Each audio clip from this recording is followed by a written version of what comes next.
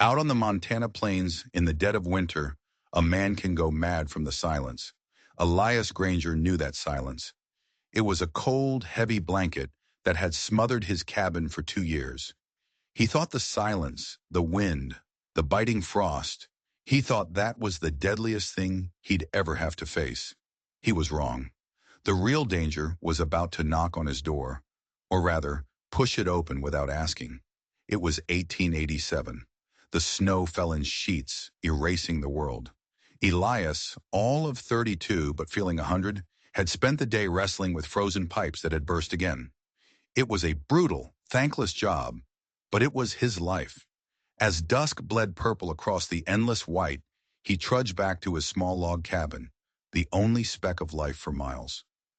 Wood smoke curled from his chimney, a lonely signal to a sky that didn't care. He stomped the snow from his boots on the porch, pushed the heavy door open, and froze. The air inside was different. It was still, too still, and there were footprints. They were small, unsteady, leading from the door to his hearth. A few of them, scuffed and desperate in the thin layer of dust on his floorboards. Elias's hand went straight for the rifle he kept mounted by the door. His heart hammered a frantic rhythm against his ribs. He wasn't a man who got visitors. Ever. He lifted the rifle, the cold steel a familiar weight in his hands.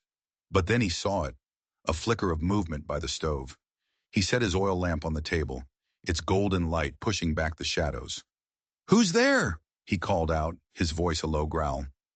A voice answered, soft and trembling, like a bird with a broken wing. "I'm sorry, I thought this place was abandoned."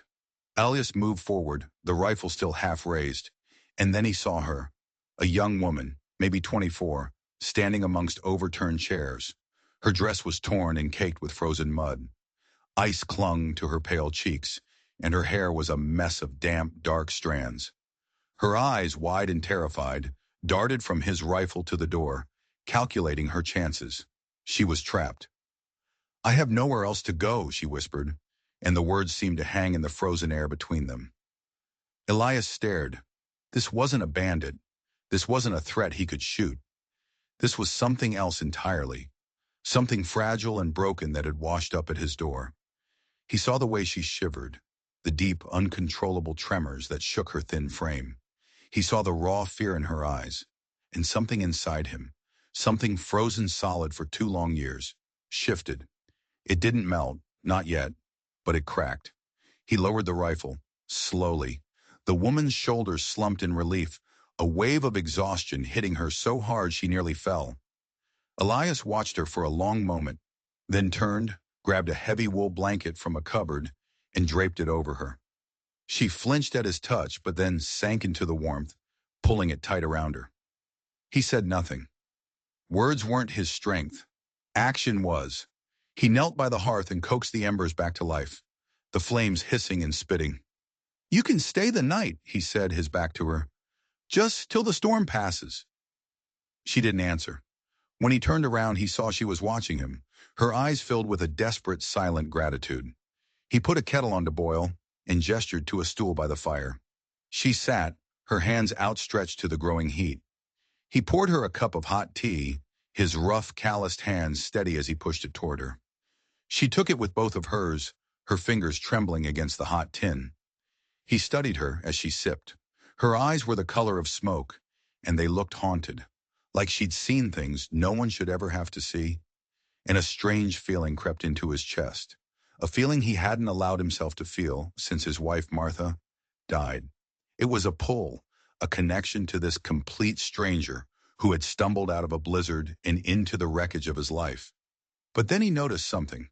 Around her neck, tucked just inside the collar of her ruined dress, was a thin silver chain, and on that chain was a small, intricately carved locket. It was expensive. Far too expensive for a lost traveler or a simple mail-order bride. Who was she? And what was she really running from? The storm, or something far, far worse? The blizzard raged on, a white monster clawing at the walls of the cabin. Inside, the only sounds were the crackling fire and the quiet, tense breathing of two strangers. Elias knew he should be wary. A woman appearing out of nowhere, with a story that felt thin as ice and a locket that screamed of money. Every instinct he had, honed by years of solitude and survival, told him to be on guard. But when he looked at her, huddled in his blanket, her face pale and exhausted in the firelight, he couldn't bring himself to push her away. He told himself it was just for one night, just until the snow stopped. He cleared his throat. "I'll make some supper," he said, his voice gruff. "If you want to eat, you can help." He didn't want her to feel like a charity case. He wanted her to feel useful. It was a small kindness, but it was all he had to offer. To his surprise, she stood up without a word. She moved with a strange, deliberate grace, fetching a pan and starting to chop some dried herbs she found on a shelf. Her hands were steady, her movements precise. She was exhausted, yes, but she was capable. He watched her, a silent question forming in his mind. He'd met mail-order brides before, passing through town. They were usually nervous, clumsy, out of their element. This woman was different. There was a core of steel beneath her fear. They worked in silence, preparing a simple meal of salted pork and corn mush.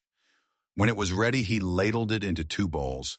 She took hers with a quiet nod of thanks, but her eyes, for the first time, held a glimmer of something other than fear, a flicker of warmth. As they ate, the wind howled, shaking the very logs of the cabin. A thick blanket of snow slid from the roof with a muffled thump. After they finished, she cleaned the dishes while he fetched more blankets from his loft. When he came back down, he found her asleep on the bench by the fire, curled up inside his heavy wool coat. She looked so small, so utterly alone. He felt that strange pinch in his chest again, stronger this time. He sat in his chair across the hearth, watching the flames, standing a silent, unasked-for guard. Just as he was starting to drift off himself, she murmured something in her sleep, a single word. "Don't." He leaned forward slightly. Her face was creased with worry, her brow furrowed. She was dreaming, or more likely, having a nightmare. "Please, don't take it," she whispered, her hand instinctively going to her throat, clutching the spot where the silver locket lay hidden beneath her dress. Elias's eyes narrowed. Take what? The locket? What was so important about it? This wasn't just a piece of jewelry. It was something she was terrified of losing. He looked from her sleeping, troubled face to the locked wooden chest in the corner of his cabin. The chest where he kept his wife's things. The few precious memories he had left. He understood wanting to protect something, but protecting it from who? The first light of dawn was a weak, gray smear against the window pane. The storm had not broken. Snow was piled in massive drifts against the cabin, burying them even deeper in isolation. Elias had been awake for hours, sitting in his chair, watching the woman, Annabeth, she'd finally told him her name was, as she slept. He was a man used to solitude, and her presence was a disruption, a stone tossed into the still pond of his life. When he saw her stir, he slipped outside into the biting cold. The world was a sea of white.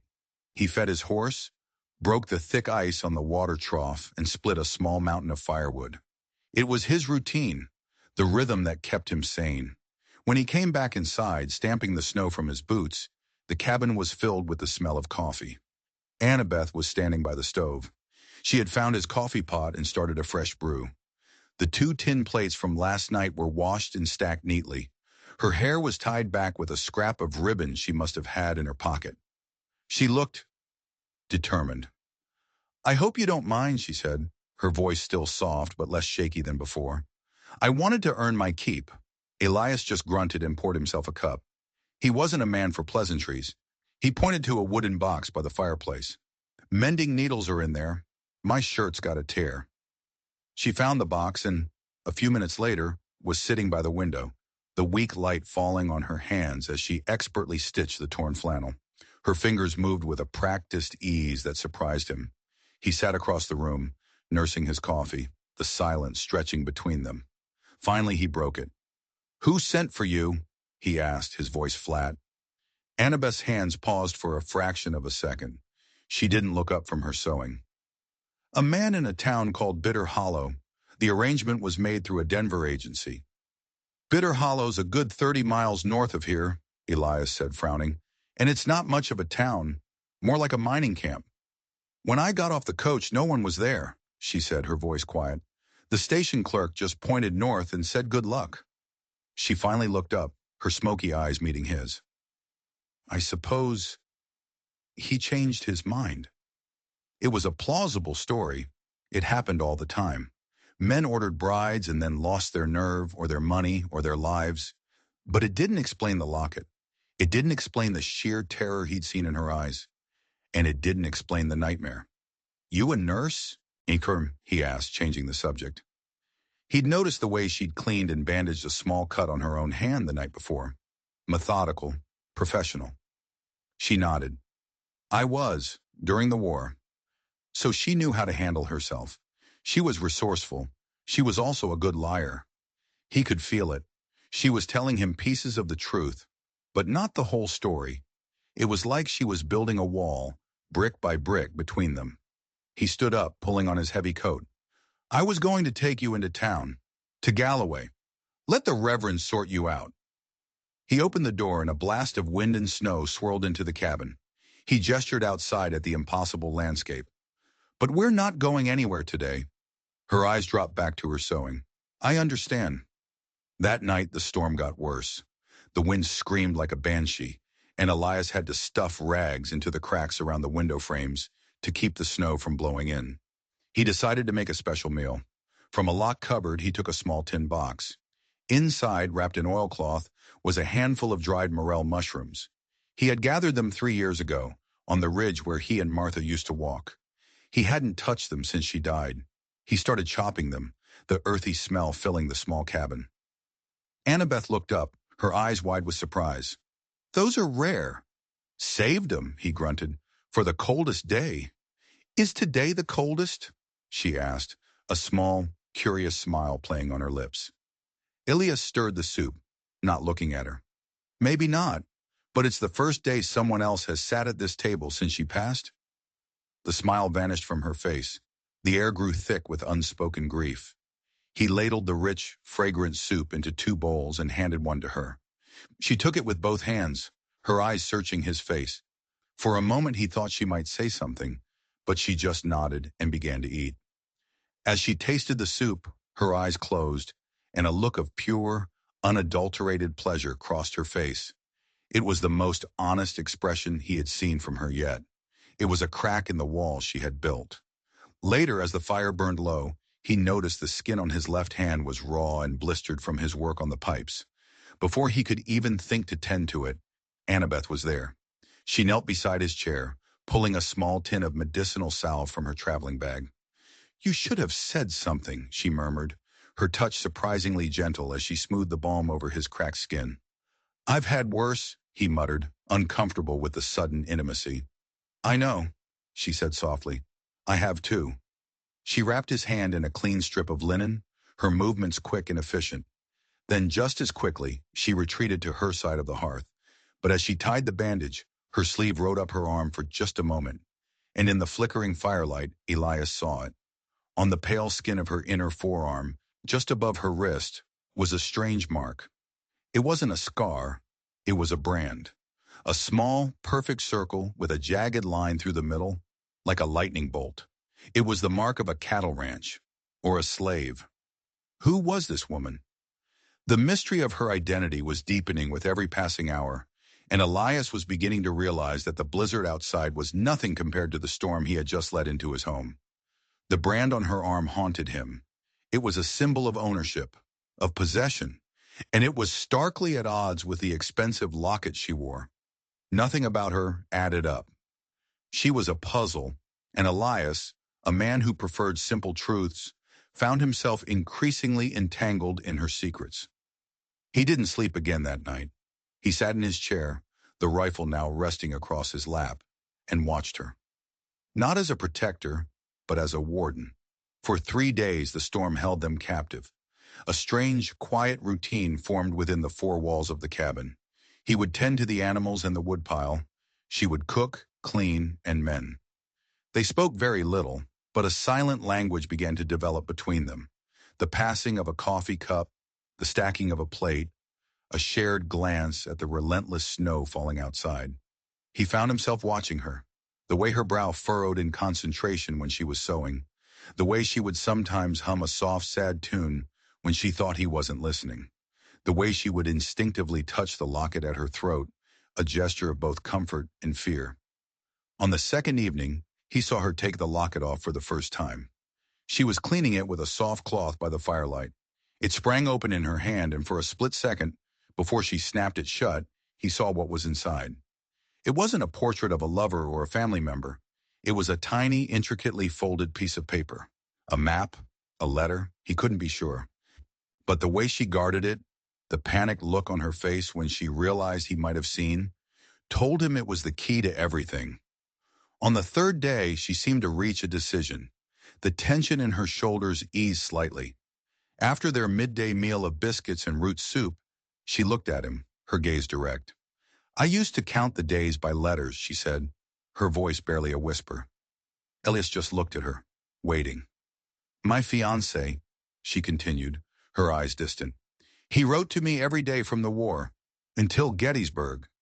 She reached into her bag and pulled out a small folded paper snowflake, yellowed and fragile with age. She unfolded it on the table between them. "This was the last thing he sent. He said he would make me 100 more when he came home." Her voice broke. "He never did." Elias stared at the delicate snowflake. The story felt real. The grief in her eyes was genuine. But was it the whole story? Was it designed to make him pity her? To make him lower his guard? "I was at Gettysburg," he said, his voice flat and hard.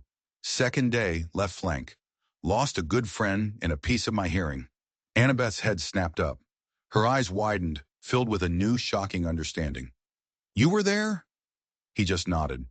"A lot of men left something behind in that place." A heavy silence fell between them, filled now with a shared history they hadn't known they possessed. He stood, walked to the small mantelpiece over the fire, and pulled out a weathered photograph in a cracked frame. A woman with a kind, lopsided smile. "My wife, Martha," he said, his voice thick, "died of scarlet fever 2 winters back. I buried her on that ridge." He gestured vaguely toward the window. Annabeth's expression softened. She reached out and gently moved the paper snowflake so it sat beside the photograph. Not covering it, not replacing it, just accompanying it. A quiet tribute from one broken heart to another. In that moment, Elias felt the ice around his own heart crack a little more. Maybe he was wrong about her. Maybe she was just what she appeared to be. A woman drowning in grief, who had run from one tragedy only to find herself in the middle of another. But that night, as the fire died down to glowing embers, he was jolted awake by a sound from outside. It wasn't the wind. It was the crunch of boots on snow. Slow, deliberate. He grabbed his rifle and crept to the window, peering through a small crack in the shutter. 2 figures on horseback were sitting motionless at the edge of his property line, just beyond the reach of the faint light from his cabin. They were silhouettes against the snow, dark and menacing. They weren't trying to approach. They were just watching. Waiting. He ducked back from the window, his heart pounding. They knew she was here. The man from Bitter Hollow, the one who changed his mind, hadn't forgotten about her at all. He had sent men to find her. Elias looked over at Annabeth, sleeping peacefully by the fire, oblivious to the danger that was now sitting on her doorstep. He realized with a sinking feeling that the storm hadn't been their prison. It had been their shield. And now that the snow was finally beginning to let up, their time was running out. The real threat wasn't the man she was running to. It was the man she was running from. The 2 riders stayed until just before dawn, then melted back into the trees as silently as they had appeared. Elias didn't tell Annabeth. There was no point in terrifying her. Not yet. But a cold knot of dread tightened in his gut. This was his land, his home, and he would not let anyone bring their trouble here. By the 5th morning, the sky was a brilliant, painful blue. The storm had passed. The world was silent, beautiful, and treacherous. "I'm taking you to town," Elias announced, his tone leaving no room for argument. He hitched his sturdiest mule to a sled, packed it with blankets, and helped Annabeth aboard. The journey to Galloway was slow and arduous. The snow was deep, and in some places, they had to get out and clear a path. They didn't speak much. The tension was a third passenger on the sled with them. Elias kept scanning the tree line, his hand never far from the rifle propped beside him. Galloway finally appeared in the distance, a cluster of smoking chimneys in a vast sea of white. It wasn't much, but it was civilization. It was rules. It was a lawman. They went straight to the church, a stark white building with a crooked steeple. Inside, it was warm and smelled of beeswax and old hymns. A few of the town's women were gathered, knitting and gossiping. Their needles stopped clicking as Elias and Annabeth entered. All eyes turned to them, cold and suspicious.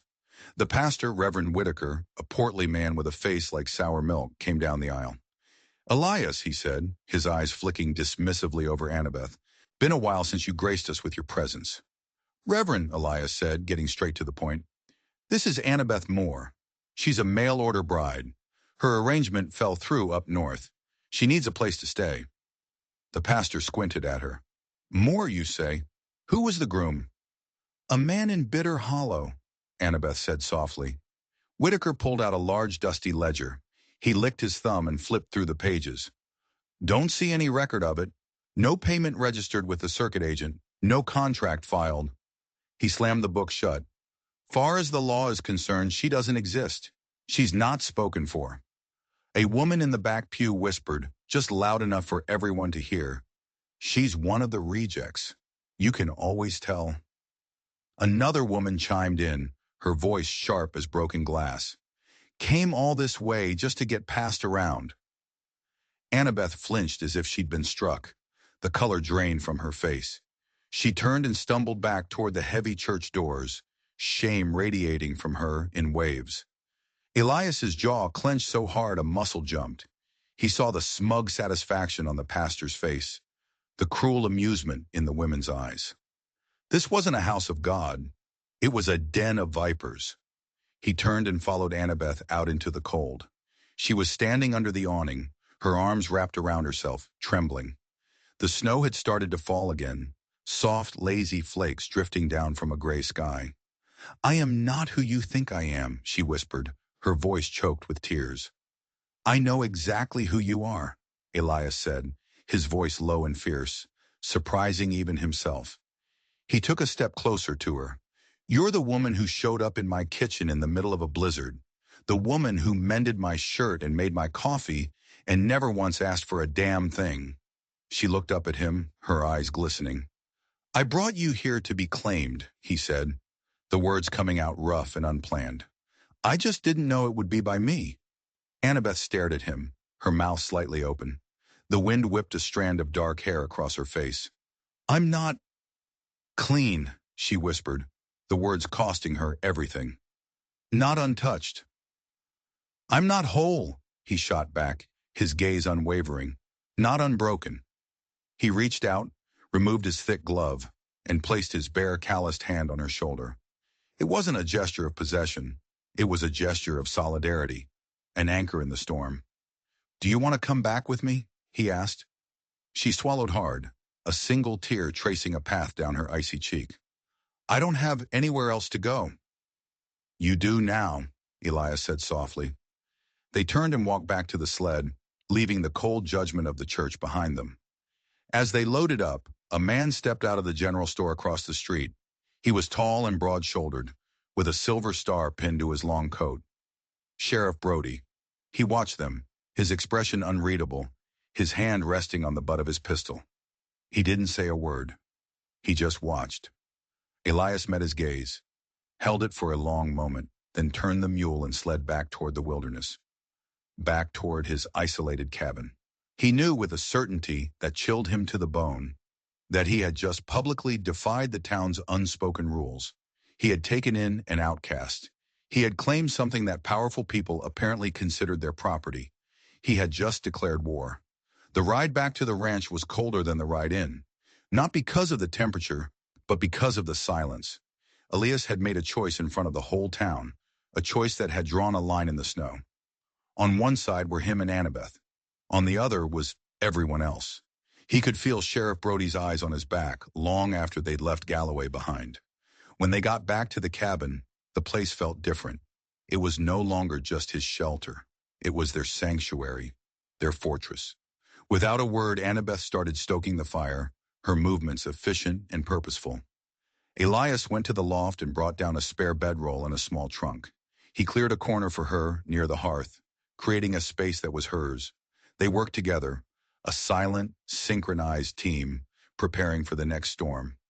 Not a storm of snow and wind, but one of men and violence. Later that afternoon, as Elias was splitting logs outside, he saw a rider approaching. Not from the direction of town, but from the north, from the direction of Bitter Hollow. The rider was rough-looking, with a mean set to his jaw. He reined in his horse just at the edge of Elias's property and stared at the cabin. It was another one of them. Another watcher. Elias stopped chopping. He rested the axe on his shoulder and stared back, his message clear. This is my land. Keep off. The man spat a stream of tobacco juice into the snow, gave a mocking smirk, and slowly rode away. It was a warning, a promise. That night, Annabeth finally broke her silence. You shouldn't have done that, Elias, she said, her back to him as she stared into the fire. In the town, you shouldn't have claimed me. They were going to tear you apart like wolves, he said, his voice a low rumble. It would have been better than getting you killed. She turned to face him, her eyes blazing with a desperate fire. You don't know who you're dealing with. You don't know who he is. Then tell me, Elias said, taking a step toward her. Tell me everything. No more half-truths. No more secrets. Annabeth hesitated, her gaze dropping to the floor. She wrung her hands, the picture of indecision. Finally, she took a deep breath. The man in Bitter Hollow, she began, her voice trembling. His name is Roy Mercer. Elias's blood ran cold. He knew the name. Everyone in this part of Montana knew the name. Roy Mercer wasn't just a miner. He was a land baron, a predator who bought up failing ranches, squeezed homesteaders dry, and ran his operations with a crew of hired thugs. He was ruthless, powerful, and some whispered untouchable. He owned everything and everyone, including, it seemed, the law in Galloway. He didn't order me as a bride, Annabeth confessed, the words spilling out in a rush. He bought me from a debtor's prison back east. My father owed a great deal of money to one of Mercer's business partners when he died. To settle the debt, I was sold. The brand, the expensive locket. It was all starting to make a horrifying kind of sense. I was supposed to be his housekeeper, she said, the word tasting like poison in her mouth. But when I arrived, I realized what he truly wanted, what he expected. She shuddered, wrapping her arms around herself. Mercer collects beautiful things, Elias. Land, horses, art, women. He puts them on display. He brands them. She pulled up her sleeve, showing him the ugly mark on her forearm. This is his mark, the Broken Circle Ranch. The locket, Elias said, the pieces clicking into place. It belonged to his mother, Annabeth said. He keeps his most valuable possessions in a safe, and he keeps the key on a chain around his neck. I was a nurse during the war. I learned things. How to be quiet, how to observe, how to open locks. She looked at him, her eyes pleading for him to understand. One night I drugged his whiskey. I took the key, opened the safe, and I ran. I thought if I could get far enough away I could disappear. What was in the safe? Elias asked, his voice barely a whisper. Ledgers, she said, his private account books. Records of all his crimes. Extortion, illegal land seizures, fraudulent claims. She reached inside her dress and pulled out the silver locket. She opened it, and this time, she showed him the contents. The tiny folded piece of paper wasn't a map. It was a ledger page, covered in names, dates, and figures, written in a minuscule, precise hand, a record of a payment.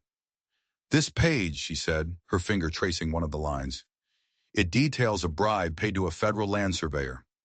The same surveyor who signed off on the deed to your ranch, Elias, after your father died. Elias felt the floor drop out from under him. His father hadn't died in a simple riding accident, as he'd always been told. He had been in a bitter land dispute for years before his death. A dispute with an anonymous company that had tried to force him out. An anonymous company backed by Roy Mercer. And there's more, Annabeth said, her voice dropping even lower. The ledger also shows regular payments, listed as medical expenses, to a doctor. The same doctor who signed the death certificate for your wife. Scarlet fever, a common enough illness. But Martha hadn't been sick for long. It had come on suddenly, violently. The doctor had been sympathetic, but hurried. He had discouraged an autopsy, citing the risk of contagion. Elias stared at the ledger page, at the neat columns of figures that represented the complete and utter destruction of his life. His father, his wife. It wasn't fate. It wasn't bad luck. It was Mercer. It had always been Mercer, a spider sitting at the center of a vast, invisible web. And Annabeth hadn't just stumbled into his life by accident. She had brought the truth with her. But in doing so, she had also brought the monster to his door. He now understood the watchers, the threats. Mercer wasn't just trying to get his property back. He was trying to bury a secret that was now sitting in the palm of Annabeth's hand in a small log cabin in the middle of a blizzard. The revelation hit Elias like a physical blow. His whole life, the tragedies that had shaped him, the grief that had hollowed him out, it was all a lie, orchestrated by one man. A cold, calculating fury began to burn in his veins, melting away the last of his frozen apathy. This was no longer about protecting a stranger. This was about vengeance. He killed her, Elias said, the words tasting like ash. Mercer killed Martha. I don't know for sure, Annabeth said, her hand on his arm. But the payments stopped the week after she died. And the doctor who signed the certificate, he left town 2 days later, his debts mysteriously paid. It was all the proof Elias needed. He looked around the small cabin, at the chair Martha used to sit in, at the hook where her coat used to hang. He had been living in a tomb, mourning a ghost, while her murderer grew rich and powerful. He strode to the wall and took down his rifle. He began to clean it, his movements methodical, deadly. What are you doing? Annabeth asked, her voice tight with fear. What I should have done a long time ago, he said, not looking at her. I'm going to kill him. No, Elias, she cried, grabbing his arm. You can't. He has 12 men on his payroll. They'll cut you down before you get within a mile of him. That's not how we win. Then how do we win? He shot back, his voice raw with rage. He owns the town. He owns the sheriff. He owns the law. But he doesn't own the truth, she said, her eyes boring into his. She held up the locket. This is our weapon, not the gun. We don't have to beat him with bullets. We have to expose him. He looked from the locket to her determined face. She was right. A frontal assault was suicide, but her plan felt just as impossible. Who would they show the ledger page to? Who would believe them? The whole county was in Mercer's pocket. Just then, a faint sound cut through the winter silence, a soft tapping at the door. They both froze. It wasn't the aggressive banging of Mercer's men. It was something else. Hesitant, frightened. Elias raised his rifle, motioning for Annabeth to stand back. He crept to the door and listened. He could hear a child's soft whimpering. Slowly, he unlatched the door and pulled it open a crack. Standing on his porch, shivering in a tattered shawl, was a little girl, no older than 7. Her face was smudged with dirt, her eyes wide with fear. It was Clara, an orphan from town who scraped by doing odd jobs and begging. Mr. Granger, she whispered, her teeth chattering, please, I have nowhere to go. Sheriff Brody, he kicked me out of the boarding house. He said there was no room. Annabeth pushed past Elias.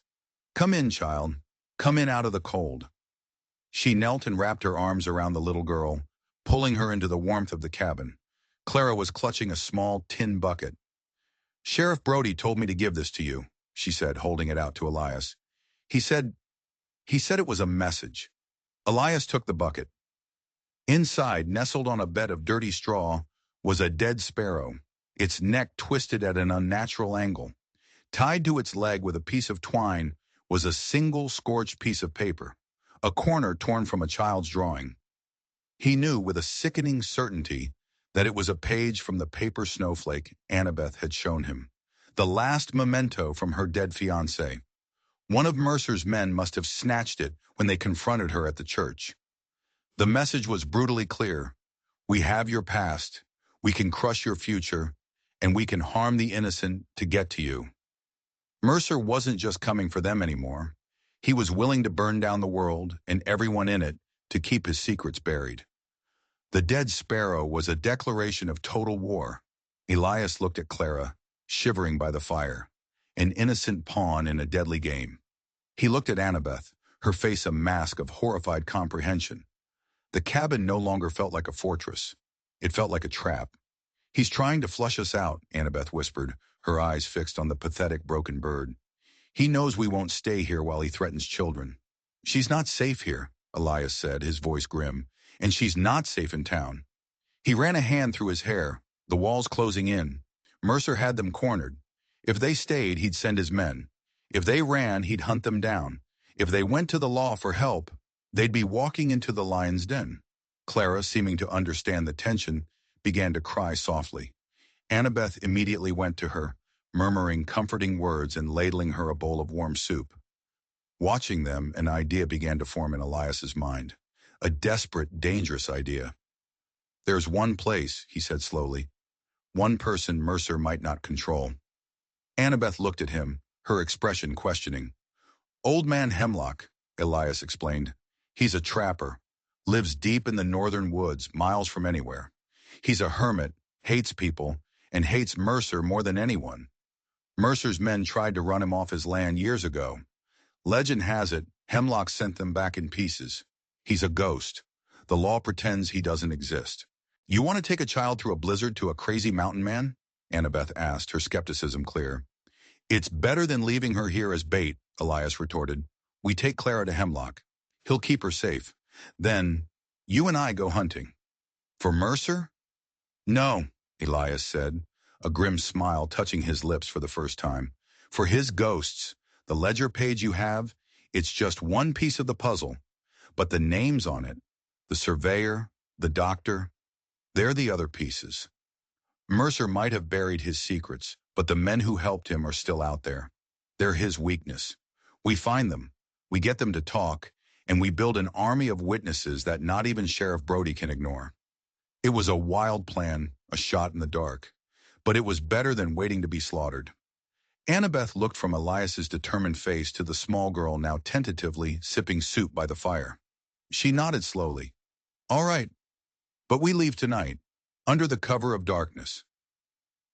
As night fell, they prepared for the perilous journey.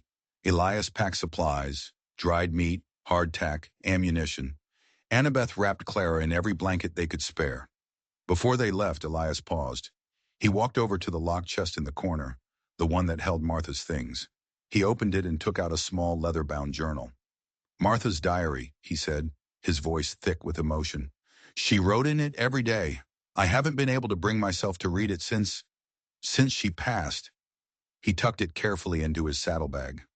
"Maybe the answers I need have been in here all along." They slipped out of the cabin like thieves in the night, the mule pulling the sled with Clara bundled safely in the back. The moon was a sliver of ice in a black sky, casting long, menacing shadows across the snow. Every snap of a twig, every hoot of an owl, sent a jolt of adrenaline through them. The journey to Hemlock's cabin was a nightmare. The temperature plummeted, and a fierce wind kicked up, whipping snow into their faces. They moved slowly, Elias leading the mule, his rifle at the ready. After hours of grueling travel, they found it. A tiny, dilapidated shack tucked into a ravine, almost completely buried in snow. A thin curl of smoke rose from its stone chimney. Elias approached cautiously, calling out Hemlock's name. The door creaked open, and a figure emerged, silhouetted against the firelight. He was ancient, with a wild beard and eyes that glittered like chips of ice. He held a massive buffalo rifle in the crook of his arm.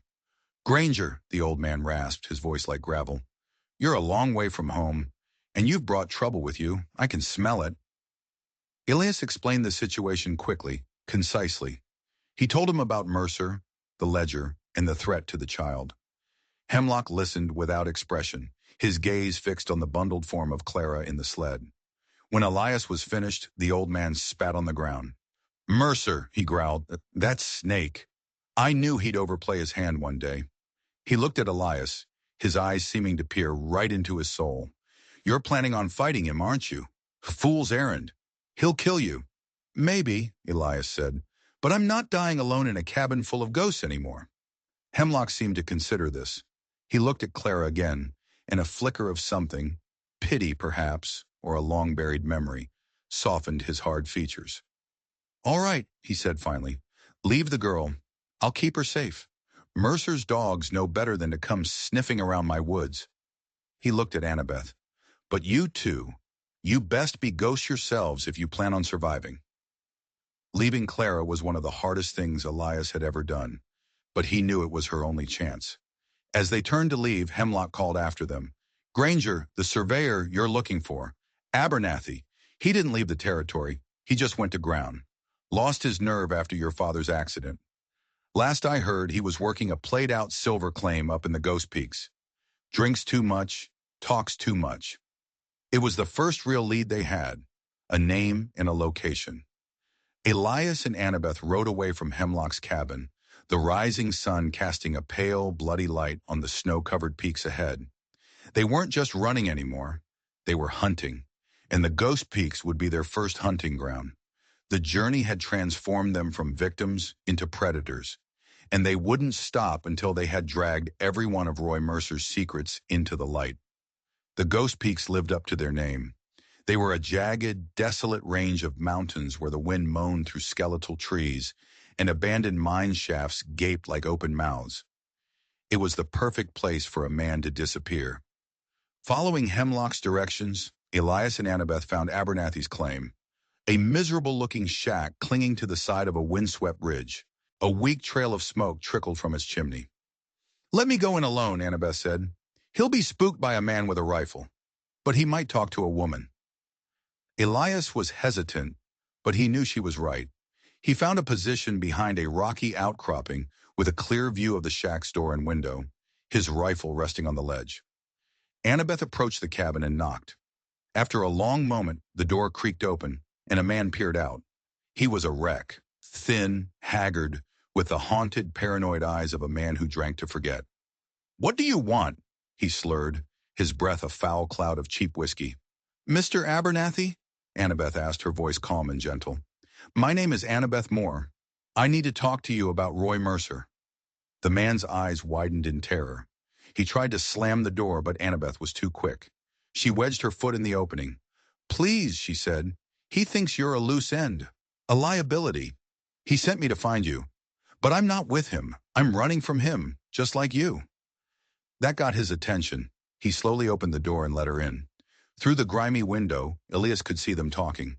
Annabeth was showing him the ledger page from the locket. Abernathy was shaking his head, pacing back and forth like a caged animal. Then he slumped into a chair, his face in his hands. He was broken. An hour later, Annabeth emerged from the shack. Elias scrambled down from his perch to meet her. He'll talk, she said, her voice strained.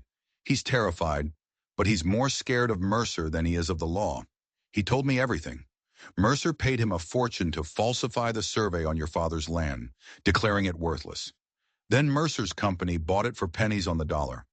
When your father fought it, Mercer arranged the accident. She took a shaky breath. But that's not all. Abernathy drew a map for us. A map to the doctor's new location, Dr. Finch. He's living under an assumed name, running a small clinic in a remote settlement 2 days' ride from here. They had their next target. They left Abernathy with a small supply of food and a warning to stay hidden. As they rode away, Elias felt a glimmer of hope. It was a fragile thing, but it was there. They were unraveling Mercer's web, one thread at a time. That night, they made a cold camp in the shelter of an overhang. As Annabeth slept, Elias finally opened Martha's journal.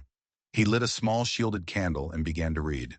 The first pages were filled with the simple joys and hardships of ranch life. But as he read on, the tone began to change. Martha wrote about their dispute with the land company. She wrote about her growing suspicions, about the threats they were receiving. She mentioned a man who had come to the ranch, a polite, well-dressed man who made her feel uneasy, a man named Roy Mercer. Then his blood ran cold as he read an entry from the last week of her life, October 12th. Dr. Finch came by today. He said my headaches were nothing to worry about, just stress. He gave me a new tonic. It has a bitter taste, but he insists I take it every evening. Elias is so worried. I pray this passes soon. October 14th. The tonic makes me so weak. I can barely get out of bed. Dr. Finch says this is normal, that the medicine is strong, but something feels wrong. I saw him talking to that Mercer fellow in town yesterday. They look like conspirators. October 16th. My hands tremble so much I can barely write. This will be my last entry. Elias, my love, if you are reading this, do not trust Dr. Finch. Do not trust Mercer. They are poisoning me. I heard them talking outside the window. They want our land. They want it all. Avenge me. My love, avenge. The writing trailed off into an illegible scrawl. Elias slammed the journal shut, a strangled cry of rage and grief escaping his lips. It was here, the proof, in her own words. Martha hadn't died from scarlet fever. She had been slowly, deliberately poisoned, and he had been blind. He had trusted the man who had murdered his wife.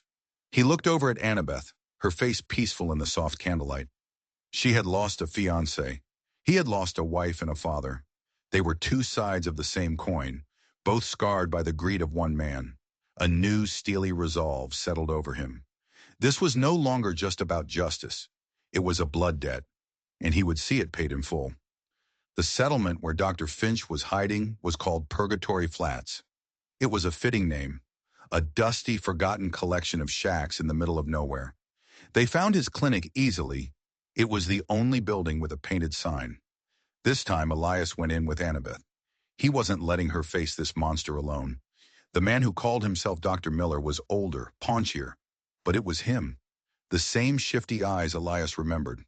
When he saw them, the color drained from his face. "What is this? Who are you?" he stammered. Elias tossed Martha's journal onto the desk. It fell open to the last damning page. "You remember her, don't you, doctor? You remember the tonic you gave her?" Finch's composure crumbled. I don't know what you're talking about."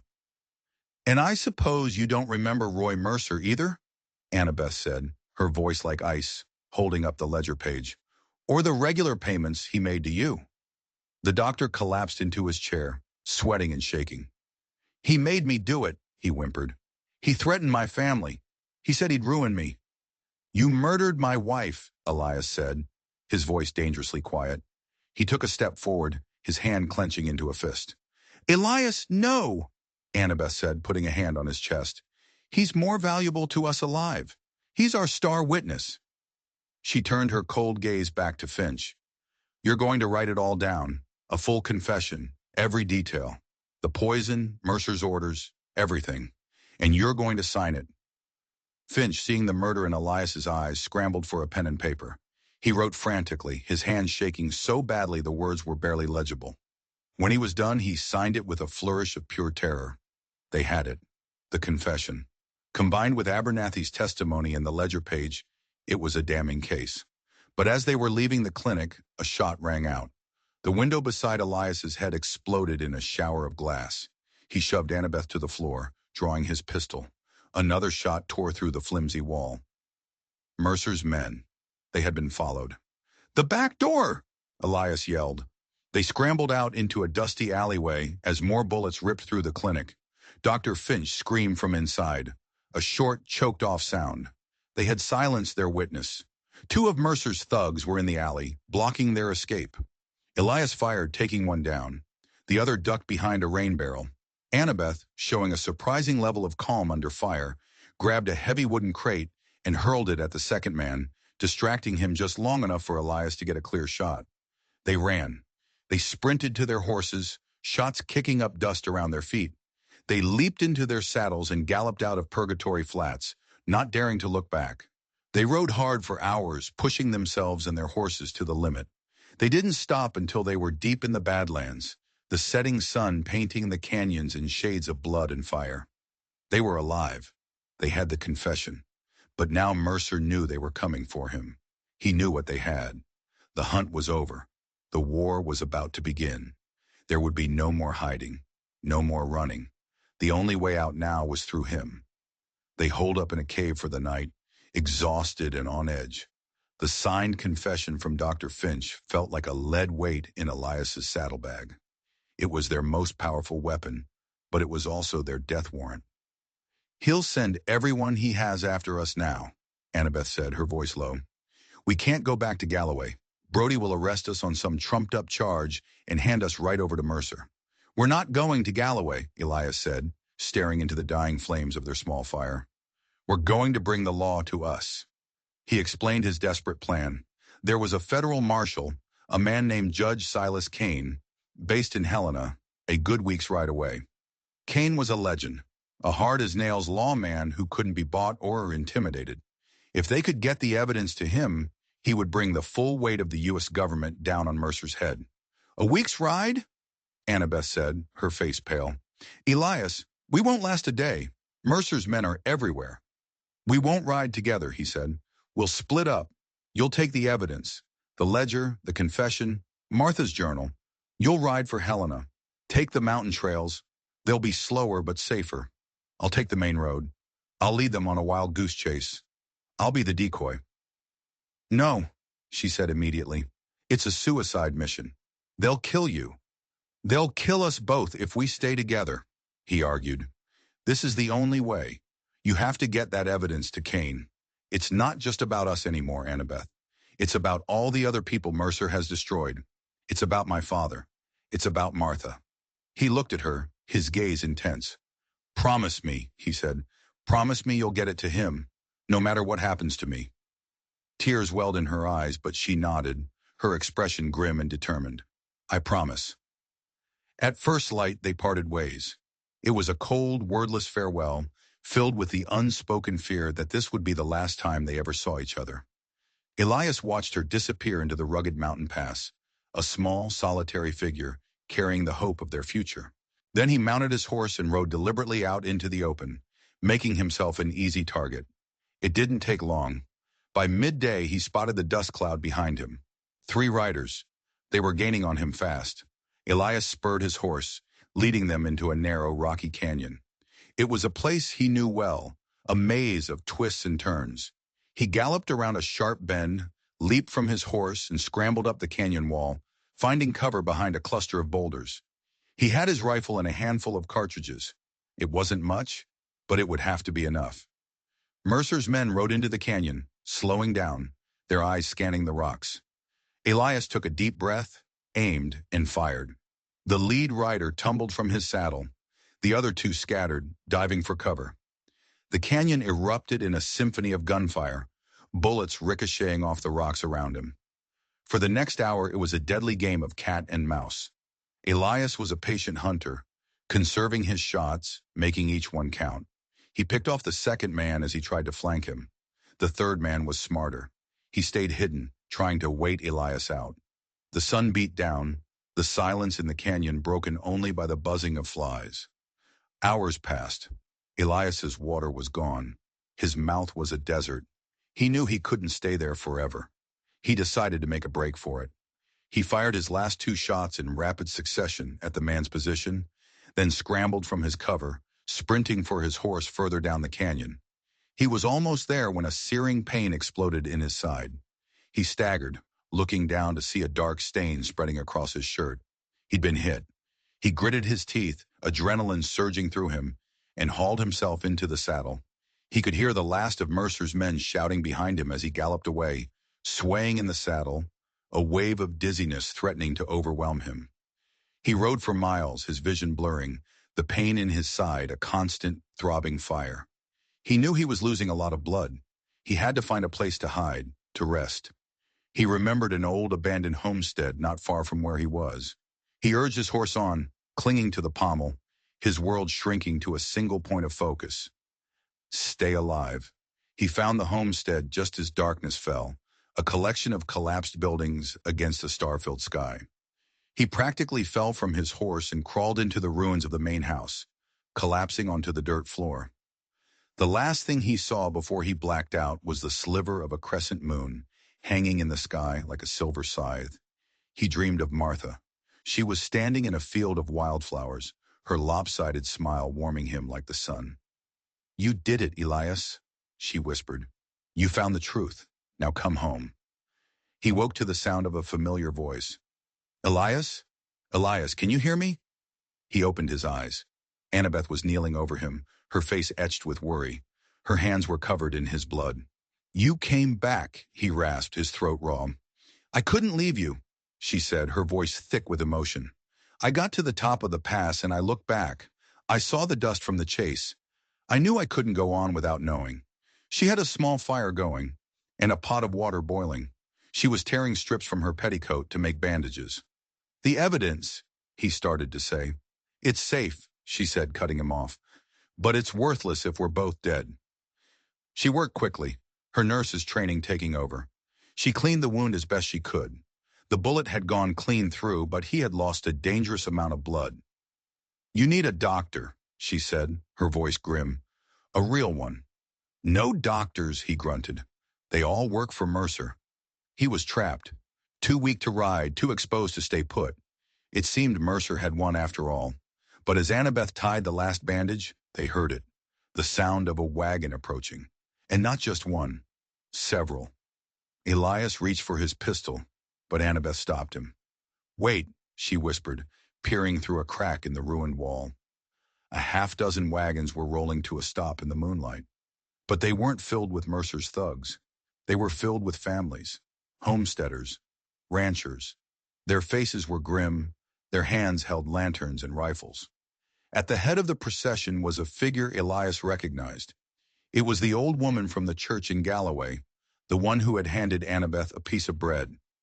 She walked toward the ruined house, her back straight, her expression fierce. We heard the gunfire, she said, her voice clear and strong. We saw you ride out, Granger. We've been watching. We've all been living under Mercer's thumb for too long. Losing our land, our water, our hope. When we saw you and this brave woman stand up to him, it lit a spark. One by one, other men and women came forward. He took my ranch, one man said. He poisoned my well, said another. He threatened my daughter, a woman added, her voice trembling with rage. It was an army of the dispossessed, the broken, the forgotten, an army that had finally found its courage.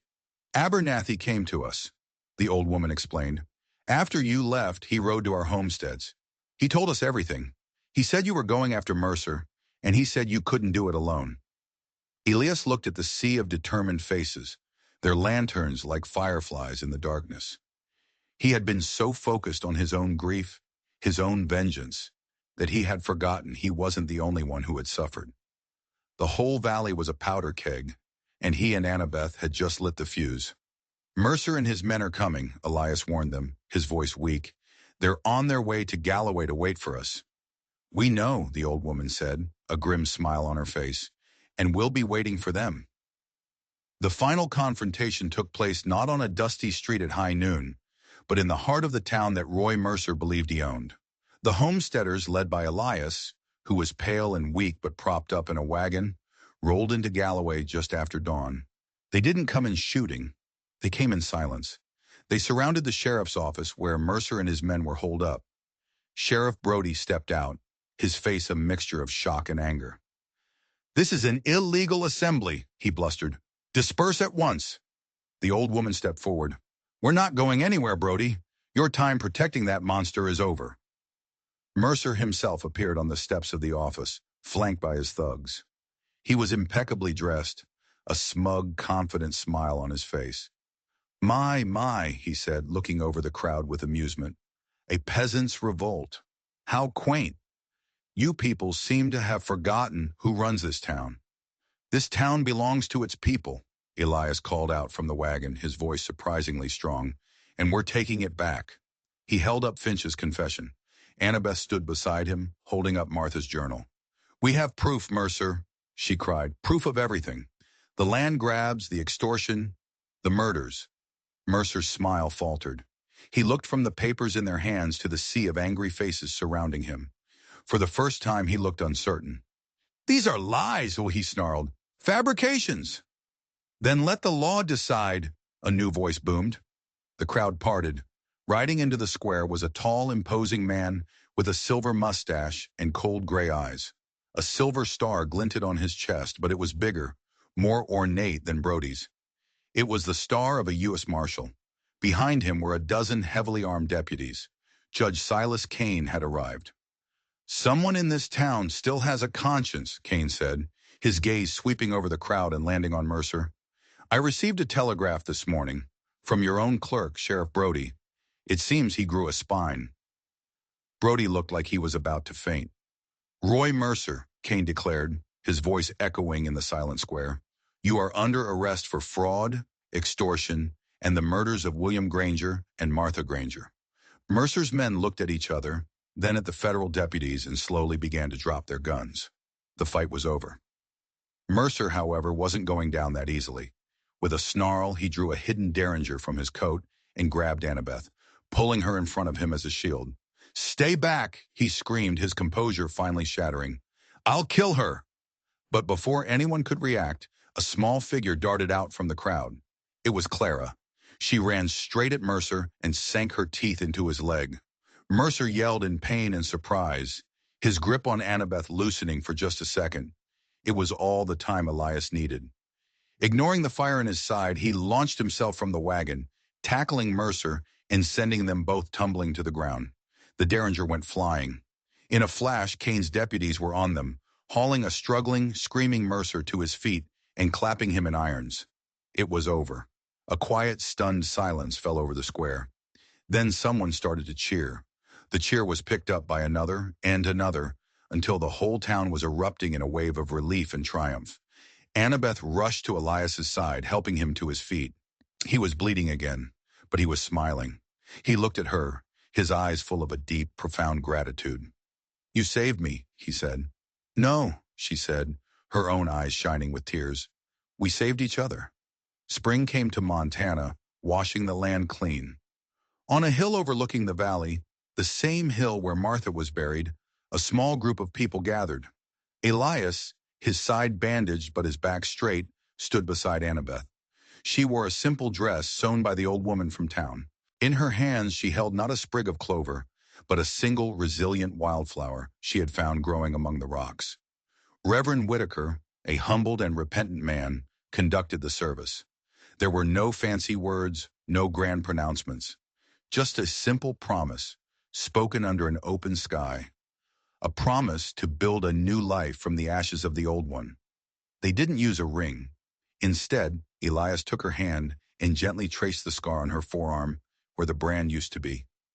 He had helped her remove it, a painful process that had been a final act of liberation. "No one will ever own you again," he whispered, "except me, if you'll have me." "And no one will ever own you," she replied, her hand covering his. "Except for the ghosts you finally laid to rest." Clara, whom they had officially adopted, stood between them, holding both their hands. As the Reverend pronounced them husband and wife, the homesteaders cheered. They weren't just celebrating a wedding.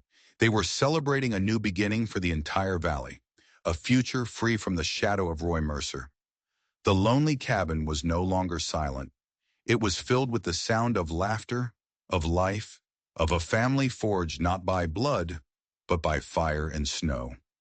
Elias had thought the silence was the deadliest thing in Montana, but he had been wrong. The deadliest thing was a secret left to fester in the dark. And the most powerful thing?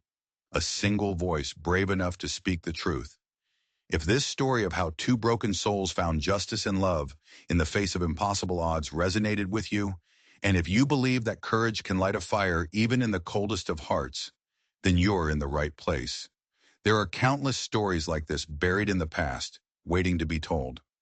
So, do the right thing, hit that subscribe button, and ring the notification bell for more tales of love, loss, and redemption from the forgotten corners of history. You won't want to miss what we uncover next.